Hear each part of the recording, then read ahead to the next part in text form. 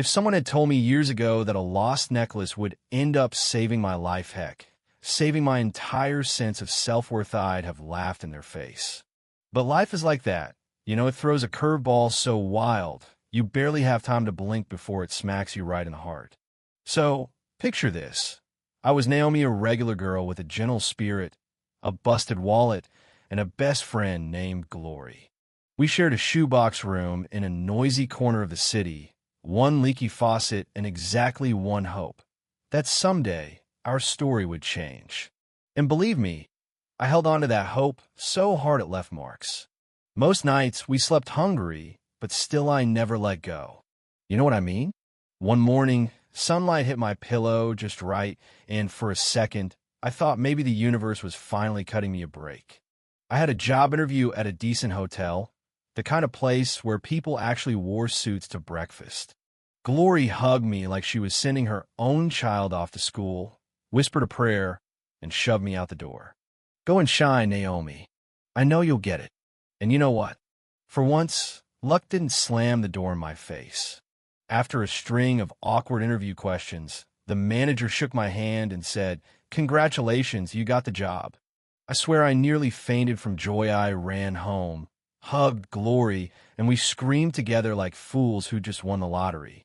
That night, Glory insisted we celebrate. "Let's hit the club," she said, and for a second I hesitated. Parties weren't my thing, but the way she smiled at me, I couldn't say no.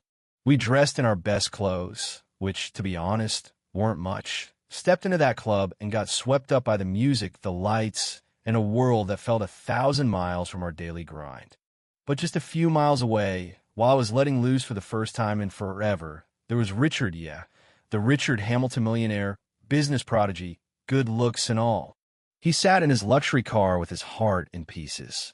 Someone he trusted, his closest business partner, had just betrayed him, stolen from the company, and left him holding the bag. I guess money can't shield you from heartbreak.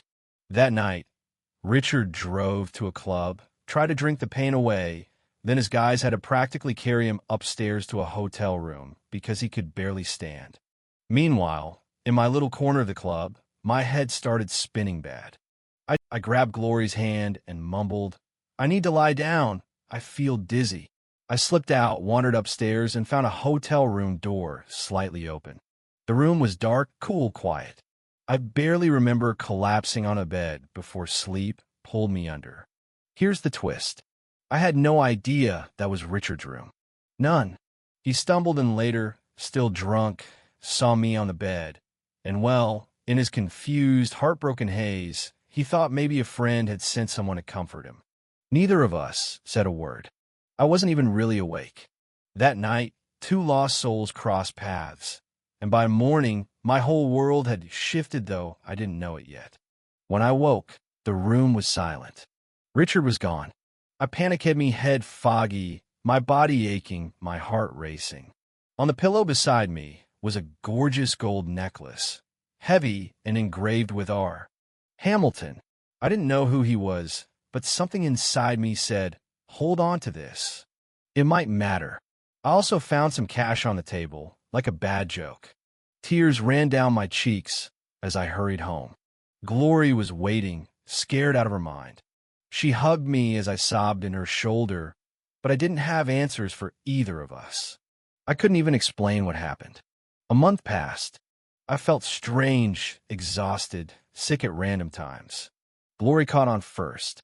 "Are you okay?" she asked one morning, worry in her voice. I went to a cheap clinic, bracing myself for anything except what I heard next. "Congratulations, you're 1 month pregnant." It felt like the world tilted under my feet. I walked home, sat on the floor, and cried so hard I thought I'd break. How could I raise a child when I could barely feed myself? I didn't even know the father's name, hadn't seen his face. Just this necklace, this question mark hanging on a chain. Glory tried to help. "Let's go back to that club. Maybe someone remembers something," she said. I doubted it, but we tried. We questioned the manager, the cleaners, anybody who might know a thing about that night. Nobody remembered us. Nobody recognized the necklace. Every door slammed shut in our faces. Eventually, I stopped searching for answers. I promised my baby, yeah. I'd already started talking to her that I would protect her, even if I didn't know how. This child didn't ask to be here. I'd find a way, somehow. Then life, as it tends to do, kicked me again. The pregnancy was hard. I grew weaker, started missing work at the hotel. One day, I nodded off on the job and got caught by a guest. The manager fired me just like that. I sat on a cold bench outside, clutching my bag and sobbing like the sky was falling. Back home, Glory tried to comfort me, but I was drowning in fear. No job, no money, a baby on the way. Somewhere across the city, Richard was chasing his own emptiness. He noticed his gold necklace was missing, couldn't find it anywhere, no matter how hard he looked. He asked his maid, tore his room apart, nothing. He shrugged it off, not knowing a piece of his life had gone to a woman he'd met on a night he barely remembered. Fast forward 5 years. I'm not the same girl I was. I worked hard at a small restaurant, scraped together enough to give my daughter Vera a decent life. She's bright, beautiful, my entire world. Glory moved on, get married, started her own family, but I never blamed her. It was just me and Vera against the world. One evening, Vera looked up at me with those big eyes and asked, "Mommy, where's my daddy?" I froze, pain slicing through me. All I had was the necklace. I took it out, let her hold it, and said, "This is your daddy's necklace. I don't know his name, but this is all he left." She wore it proudly, told her friends at school her daddy was real, even if she'd never seen his face. And Richard? He was set to marry a woman named Trisha, beautiful, ambitious, but not quite what he needed. She pulled every trick in the book, even faked a pregnancy to get him to propose. Her best friend Cynthia was the master planner. "It worked for me, girl, just do it." Trisha played her part, and for a while, Richard bought it.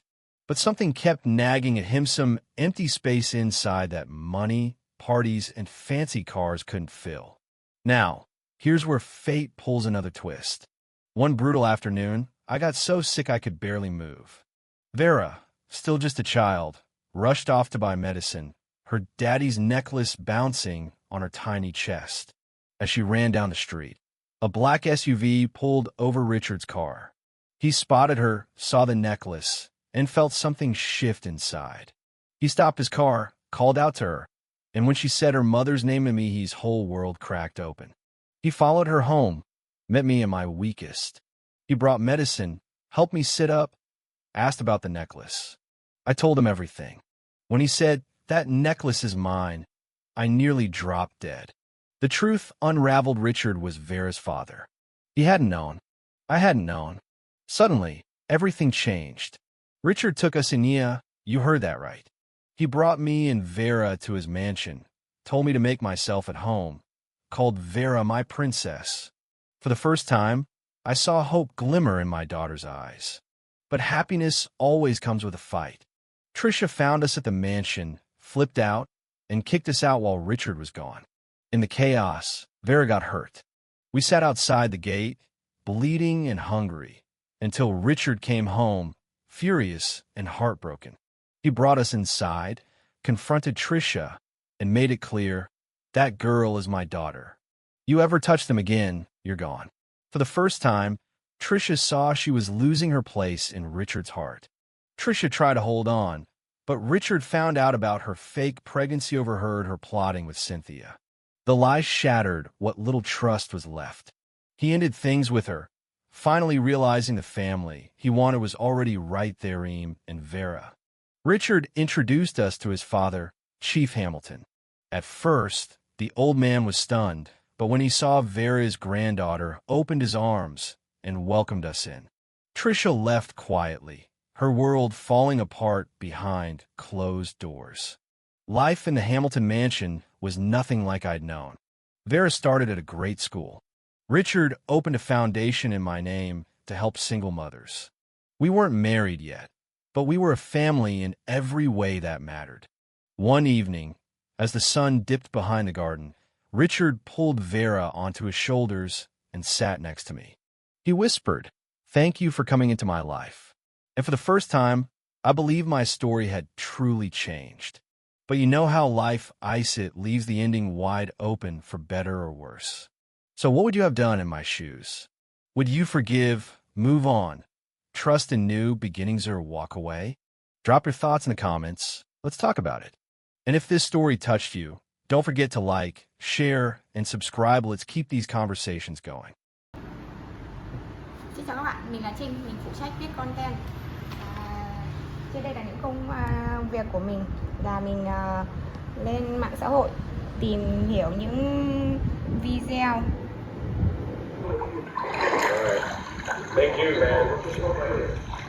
Hey, if you guys have any trouble, let somebody know, please. After the tree to hold on to. Yeah. Yeah, Use the fence.